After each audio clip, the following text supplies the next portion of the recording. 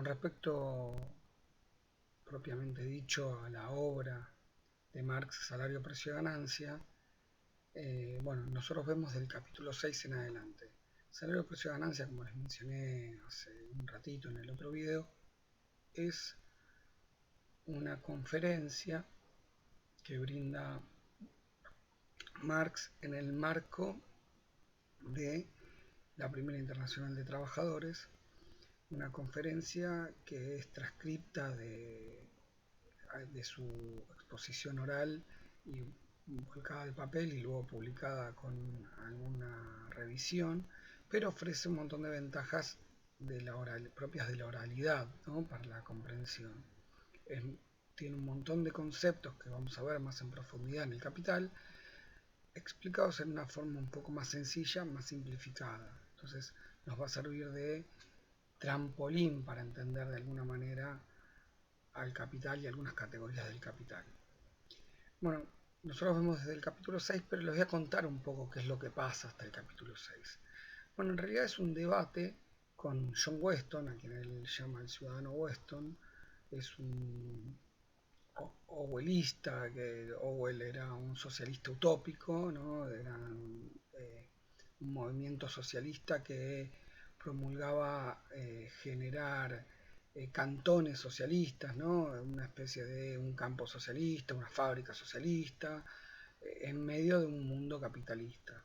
Bueno, el socialismo, el materialismo, el socialismo científico se opone al socialismo utópico y de alguna manera debate con él. Igualmente, Weston era un revolucionario y a diferencia de a muchos otros interlocutores a los que Marx maltrata muchísimo, basta ver las críticas, por ejemplo, contra Proudhon, basta ver muchísimas críticas contra otros autores, a Weston lo trata con bastante respeto, por más que refuta en cada uno de todos sus términos sus preceptos, ¿no? Entonces, ¿qué es lo que plantea el ciudadano Weston? Bueno, el ciudadano Weston plantea como conclusión que la lucha por el salario es infructuosa, porque cualquier lucha por el salario, cualquier resultado que se obtenga en la lucha por el salario, cualquier aumento de salarios, va a redundar posteriormente o casi inmediatamente en un aumento de los precios que compensaría ese aumento de los salarios, con lo cual volveríamos a foja cero todo el tiempo. Bueno, por empezar, Weston dice esto basándose en un montón de supuestos de la economía burguesa de la época, haciendo propios un montón de supuestos de la economía burguesa de esa época, economía a la cual critica Marx, ¿no? Recordemos que su texto El Capital tiene como subtítulo Crítica de la economía política. Entonces, Marx lo primero que hace es refutar todos esos supuestos. Y una vez que refuta todos esos supuestos, queda desnuda la posición de Weston, ya que de ninguna manera se podría llegar a esas conclusiones. Pero va aún más profundamente. Dice, aun si los supuestos de Weston fueran válidos, por ejemplo, uno de los supuestos es que implícitos en lo que dice Weston es que la economía no crece, ¿no? Entonces la economía no crece, por lo tanto, si dijéramos que la economía es una olla de sopa, sería siempre la misma olla de sopa. Entonces, usando esa parábola, Marx dice lo siguiente. Si lo que se produce en una economía es una olla de sopa, la lucha por el salario se trata de dotar a la clase trabajadora o a la clase obrera de un cucharón más grande. Y luego se torna necesario todo el desarrollo que vamos a hacer ahora, posterior que vamos a hacer ahora, para poder de esta manera entender la teoría de Marx, ¿no? Para poder entender en qué términos se refuta y en qué términos es propicio, necesaria o la lucha por el salario. Entonces, el capítulo 6 se llama Valor del Trabajo y la primera pregunta que se responde Marx es ¿qué es el valor de una mercancía? Fíjense, nosotros en realidad, ¿qué es el valor de la mercancía y cómo se determina este valor? ¿No? Son las dos preguntas. van a ir de conjunto. Pero nosotros leímos de Ricardo, del primer capítulo, los apartados del 1 al 3, y ustedes tienen un cuarto apartado, del cual hay solo una página, parte de una página, digamos, casi toda la primera página, y luego ya lo hemos cortado porque ahí entra un poco Ricardo en un berenjenal. Pero ¿qué es lo que dice Ricardo en ese final de su análisis que nosotros no vimos en la clase de Ricardo? Lo que dice Ricardo es que si aumenta el valor de una mesa en relación a las sillas, yo en realidad no puedo estar seguro si lo que pasó es que aumentó el valor de la mesa o disminuyeron los valores de las sillas. A ver, si yo intercambio una mesa por 3 sillas y luego intercambio una mesa por 4 sillas, no puedo saber qué es lo que subió y qué es lo que bajó de valor. El valor se enfrenta como una relación, el valor es puramente relativo. El valor de cambio es una medida relativa. Ahora, lo que tenemos que saber es cómo se regulan esas proporciones. ¿Por qué una mesa se intercambia por 3 sillas? ¿Por qué un quintal de trigo, va a decir Marx, se intercambia por 10 kilogramos de hierro? ¿Qué hay de común? ¿Qué nos permite igualar al quintal de trigo con los 10 kilogramos de hierro? Entonces, los valores de cambio son funciones sociales. Nada tiene que ver la sustancia natural propia de cada mercancía. Nada tiene que ver ni el color, ni la morfología, ni el sabor del trigo, o la contundencia, la morfología y el color del hierro. Nada tiene que ver. Entonces, ¿qué es lo que hay de igual entre el quintal de trigo y los 10 kilogramos de hierro que nos permite igualarla? Bueno, lo que hay de igual es que todas son productos del trabajo, tanto el quintal de trigo como los 10 kilogramos de hierro son productos del trabajo. Si se intercambian, y vamos a llegar, estamos spoileando un poco, si se intercambian en el mercado como equivalentes, querrá decir que poseen la misma cantidad de trabajo, ¿no? Eh, Ahora, una pregunta. ¿Todos los productos del trabajo son mercancías? Bueno, no. En principio no, porque se podría producir para el autoconsumo, ¿no?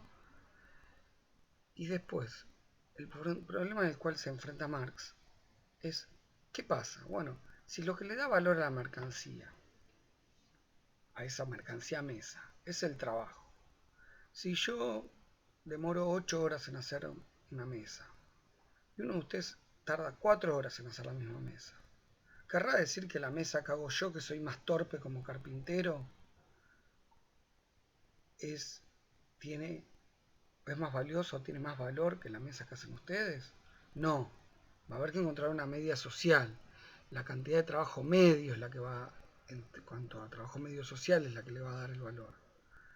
Entonces, eh, y otra pregunta que me gustaría, o que va a hacerse Marx, que me gustaría eh, responder. ¿De qué manera se puede llegar a medir ese trabajo? ¿No? Una vez que sabemos que es la media, el promedio de trabajo social, ¿cómo lo medimos? Bueno, él va a decir, obviamente se mide por el tiempo. Ahora, el problema es que existen trabajos donde, y es un problema con el que no solo se enfrentó Marx, sino también se enfrentaron Smith y Ricardo, donde trabajos que le dan a la mercancía más valor por unidad de tiempo que otros trabajos, porque son trabajos más complejos, más requieren saberes anteriores, requieren ciertas habilidades, hasta incluso Smith dice son pocos deseados. Smith cae en una explicación circular en la cual dice, bueno, si por un trabajo se paga más, querrá decir eh, que genera más valor. En cambio, Marx dice, y acá es muy interesante, bueno, todos los trabajos hay que reducirlos a la unidad de trabajo simple. Uno puede utilizar cualquier unidad de medida. Por ejemplo, de la longitud, la unidad de medida es el metro. No es la mínima, pero Marx elige la mínima, la unidad de trabajo simple. El trabajo más básico, gestual y valga la redundancia, simple que pueda existir. Entonces todos los demás trabajos son múltiplos de ese trabajo simple. Ojo, y mantengamos siempre con cuidado que la retribución al trabajo, o sea, el salario, y la cantidad de trabajo son cosas totalmente diferentes, ¿eh? No perdamos de vista esto. Entonces, Marx habla de la diferencia entre trabajo y fuerza de trabajo en el capítulo siguiente. El trabajo es la actividad humana generadora de valor. El trabajo humano, si bien uno podría discutir si existe trabajo animal o no, pero el trabajo humano requiere de una preconcepción de la actividad y es por ello que es capaz de crear valor. Y la fuerza de trabajo es la capacidad que tienen las personas de realizar la tarea, de realizar esa tarea generadora de valor. La fuerza de trabajo es la única mercancía que genera más valor que su propio valor. Podemos recordar esto de Polanyi, de las mercancías ficticias, ¿no? Porque él dice el trabajo se compra y se vende. Bueno, yo les dije, lo que en realidad se compra y se vende es la fuerza de trabajo, no el trabajo. Bueno, entonces lo que hay que establecer es cuál es el valor de la fuerza de trabajo. ¿Cuál es cómo se determina cuánto vale la fuerza de trabajo? Bueno, y el valor de la fuerza de trabajo es el valor de la cantidad de mercancías necesarias para la reproducción del trabajador como tal. Él y su prole, él y su familia, ¿no? Su capacidad para alimentarse y estar dispuesto y fuerte para trabajar el otro día y criar una descendencia potencialmente trabajadora. Imaginemos, ¿no?, que el trabajador, elaborando mercancías en una fábrica, en un taller o donde fuera, genera durante 6 horas la cantidad de mercancías que podría intercambiar por las mercancías necesarias para su reproducción. Mercancías necesarias para su reproducción que están histórica y socialmente determinadas. No es lo mismo lo que se necesita para la reproducción social en la Argentina actual que en la India del siglo XIX. No, no son las mismas mercancías, no son las mismas condiciones de vida. Entonces, esas primeras 6 horas se van a llamar trabajo necesario. Todo lo que se trabaja a partir de esas siguientes 6 horas se van a llamar trabajo excedente. Y acá vamos a hacer un paréntesis, una salvedad. Yo estoy poniendo unos videos complementarios ahí. En algunos de esos videos complementarios se llega a la simplificación de muchas veces cotizar el valor en dinero. Eso es una simplificación muy fuerte porque precio y valor no son lo mismo para la economía, pero no son lo mismo en este curso y mucho menos para el marxismo. Pero a veces por motivos pedagógicos se intenta de alguna manera poder igualarlas o se las iguala eventualmente para que se entiendan los conceptos. Entonces, imaginemos que en 6 horas de trabajo las mercancías que produce el trabajador se venden por 30 pesos.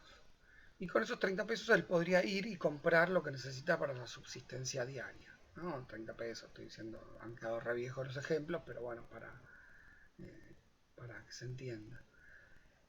Entonces, cualquier capitalista que le pague 30 pesos se hace acreedor a la jornada laboral de ese empleado, que no va a durar 6 horas, va a durar más.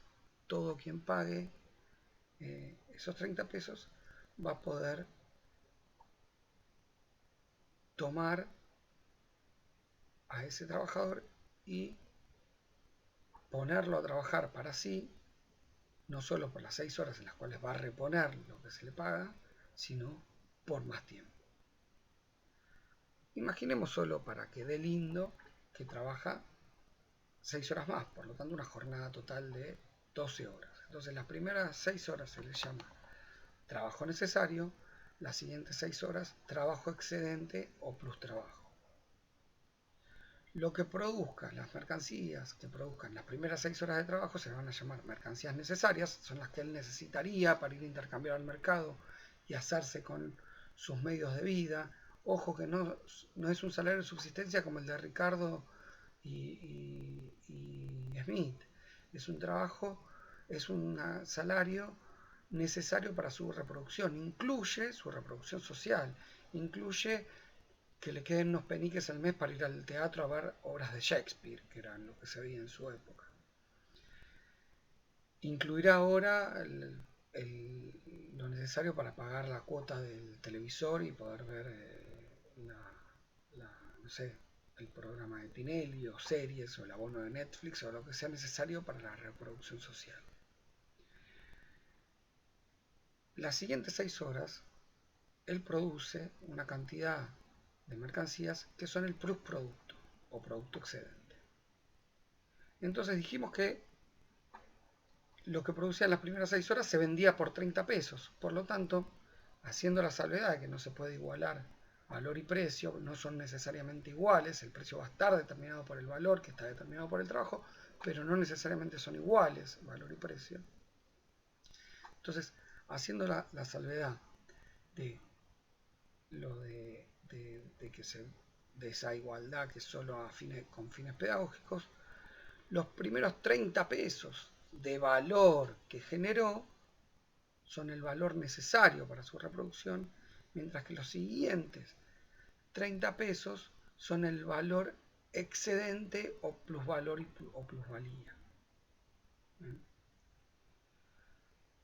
Bueno, vamos a hacer un corte porque ahora tendrían que ver el gráfico 1.